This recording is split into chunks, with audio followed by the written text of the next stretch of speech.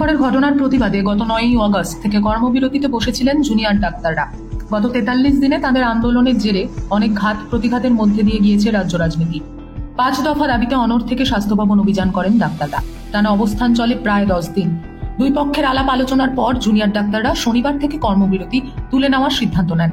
চিকিৎসকদের আন্দোলনের ভর কেন্দ্র আরজি করেও চেনা ছবি ধরা পড়ল এদিন সকাল থেকেই।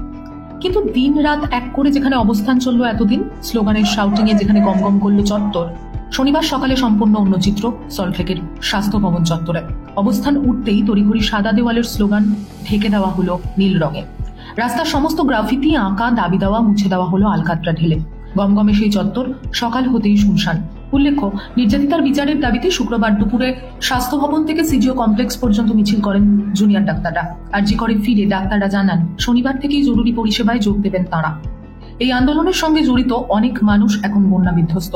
তাদের জন্য অভয়া ক্লিনিক খোলারও ঘোষণা করেন জুনিয়র ডাক্তাররা। শুক্রবার নির্যাতিতার বিচার চেয়ে দক্ষিণ থেকে উত্তর কলকাতা পর্যন্ত বিরাট মিছিল করে নাগরিক সমাজও।